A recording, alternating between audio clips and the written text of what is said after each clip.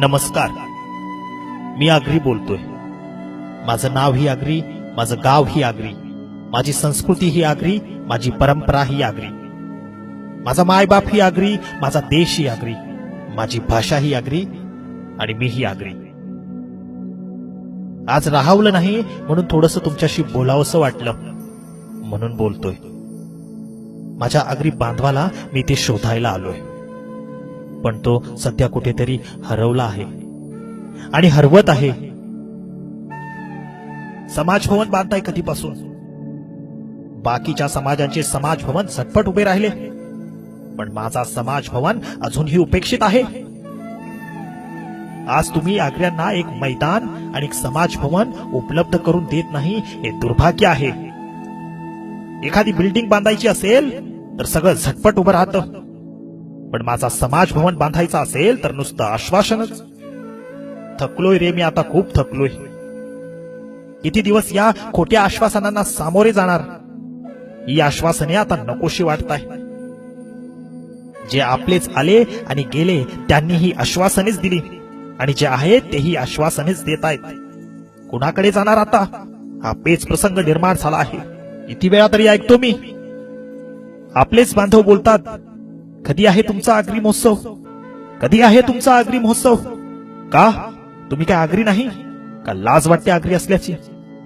अरे हक्काने सांगा, कधी आहे आपला आगरी महोत्सव? सामील व्हा, त्याच्यात सहभागी व्हा. अरे तुम्ही पण त्याचा एक हिस्सा आहात. समाजामध्ये जनजागृती निर्माण करण्याचा प्रयत्न केला. उद्देश एकच होता की चांगल्या गोष्टी आपल्या समाजामध्ये पोहोचायला हव्या. या चांगल्या गोष्टीमुळे आपल्या समाजात बदल झाला पाहिजे, समाज पुढे गेला पाहिजे. चार चौघात माझ्या आग्र्याची मान ताट असायला हवी.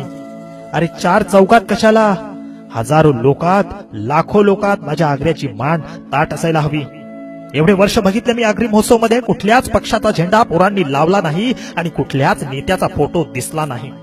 कितीतरी लोकांनी ऑफर दिल्या, कितीतरी लोकांनी ऑफर दिल्या, एवढे एवढे पैसे घ्या आणि आमचा फोटो लावा, आमचा पक्षाचा फोटो लावा, आमचे झेंडे लावा. पण कधीही असं केलं नाही. आगरी महोत्सव हा संस्कृतीचा उत्सव आहे. आगरी महोत्सव हा परंपरेचा उत्सव आहे. आगरी महोत्सव हा विचारांचा उत्सव आहे. आगरी महोत्सव हा शिक्षणाचा उत्सव आहे. आगरी महोत्सव हा आपल्या माणसांचा आहे. इथे बसलेल्या प्रत्येकाच्या अंगात रक्त सळसळत आहे. इथे बसलेल्या प्रत्येकाच्या अंगात रक्त सळसळत आहे, पण कुठे पाऊल टाकावं हे धाडस मात्र कळत नाही त्यांना. अरे आपल्या माणसाला आपण मदत नाही करणार, मग कोण मदत करील? माझा आगरी मोडेल पण वाकणार नाही. त्याच्यात शून्यातून विश्व निर्माण करण्याची ताकद आहे. समाजाच्या हितासाठी काही करायचं असेल तर बाकीच्या समाजामध्ये लोक कसे जमतात, लोंढेच्या लोंढे. पण आपल्यात असं काहीच होत नाही. उठा आग्र्यांनो, उठा, पेटून उठा आग्र्यांनो, पेटून उठा. टीका करणारे हे टीकाच करतात. त्या टीकेमध्ये काही सुधारणा करून ती गोष्ट नवीन कशी करू शकतो हे धाडस मुळातच टीकाकाराच्या अंगात नसतं. त्यांचा एकच उद्देश असतो की समोरच्याला त्रास देणं, समोरच्याचं वाईट होणं. म्हणून टीकेला कधीही घाबरू नका. चांगले चांगले उपक्रम पोरांनी सुरू केले, पण समाज बांधवांनी त्यांना हवा तितका प्रतिसाद नाही दिला. उद्देश पोरांचा चांगला होता. वाईट वाटलं मला, या गोष्टीचं वाईट वाटलं, फार वाईट वाटलं की आपली पोरं आपल्या माणसांसाठी सगळं करतात आणि आपली माणसं तिथे येत नाही. हे कसं चाललंय? मीही ढसाढसा रडलो.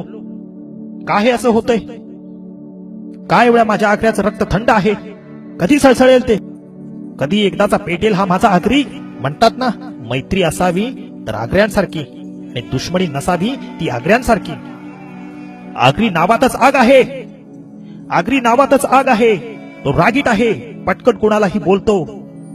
हो, आहे असा माझा आगरी माणूस, आहे माझा असा आगरी माणूस.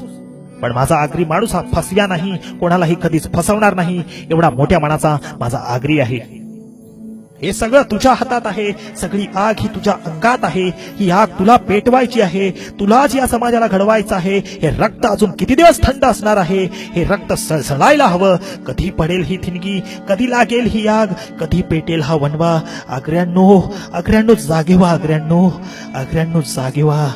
वेळ टळून जाण्या अगोदर जागे व्हा, नाहीतर हे माझे शब्द चुकीचे ठरतील.